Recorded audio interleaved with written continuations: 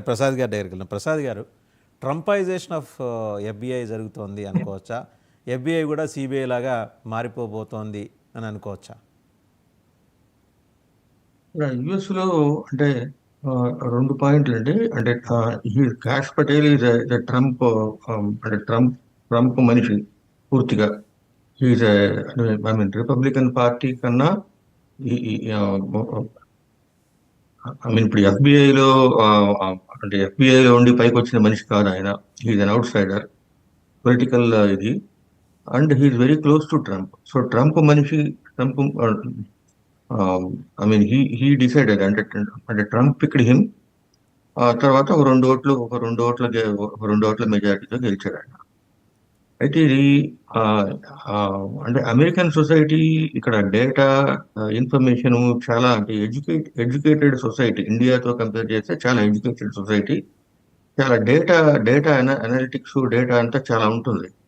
ఇదంతా ఉండటం వల్ల అంటే వీళ్ళు ఆ, ఆ, అన్- అంటే ఏదో స్వప్రయోజనాల కోసం, అంటే ఇప్పుడు వీళ్ళ మీద పెట్టిన, ఇంతకు ముందు ట్రంప్ మీద పెట్టిన కేసులు కానీ, లేకపోతే అంటే వీళ్ళ ఆ, ఆ, అంటే ఏదైతే వీళ్ళు అవినీతి అని చెప్తున్నారో, అవినీతి జరిగింది, అంటే ఎఫ్బిఐలో సరైన నిర్ణయాలు తీసుకోవటం లేదు, సక్రమంగా నడవటం లేదు అని వాళ్ళు చెప్పి ఆ, ఆ, అంటే ఇప్పుడు ఏ పెద్ద నిర్ణయం తీసుకోవాలన్నా కూడా సరైన దానికి ఎక్స్ప్లెనేషన్ ఇవ్వకుండా చేయలేరు వాళ్ళు ఇక్కడ. ఎందుకంటే యుఎస్ లో వాక్ స్వాతంత్రం చాలా ఎక్కువ. అందరూ మాట్లాడతారు. ఆ మాట్లాడ ఆ, అంటే వీళ్ళందరికీ సమాధానాలు చెప్పాల్సి వస్తుంది. మీరు అన్నట్టు ఇప్పుడు సెనెట్ కమిటీలో కానీ, ఐ మీన్ కాంగ్రెషనల్ కమిటీస్, వీళ్ళందరికీ వీళ్ళు సమాధానాలు చెప్పాలి.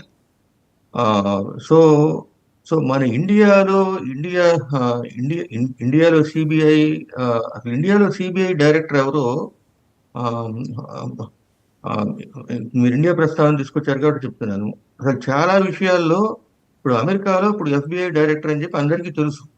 అట్లాగే ఇప్పుడు ఎవరెవరు అనేది వాళ్ళే టీవీలో మాట్లాడతారు.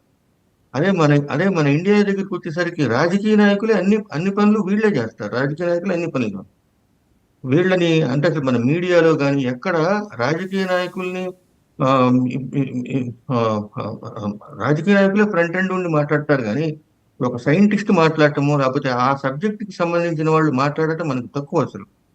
ఆ అలాంటి ఆ సొసైటీలో అంటే ఎక్కువ రాజకీయ జోక్యం ఉంటుంది.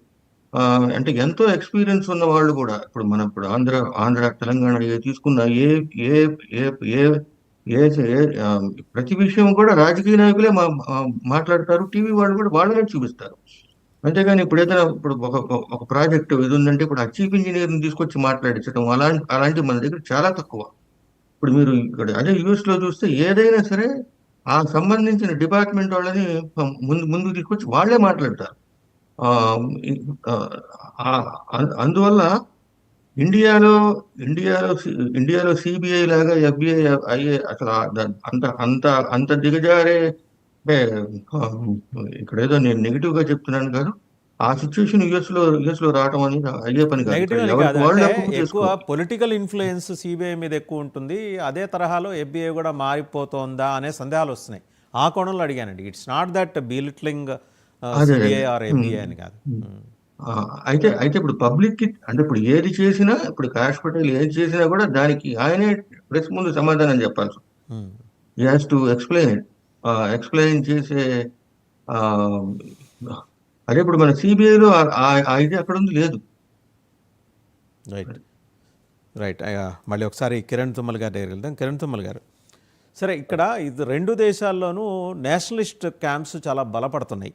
ఇటు మోడీ, అటు ఆ, ఇందాక మీరే అన్నట్టు డైవర్సిటీ లేకుండా ఏకీకృత విధానంతో పోదామనే పద్ధతిలో ట్రంప్. సో ఇప్పుడు ఇటీవల, అంటే ఒక 1 week 10 days back Chhaava movie release అయింది. ఛత్రపతి శివాజీ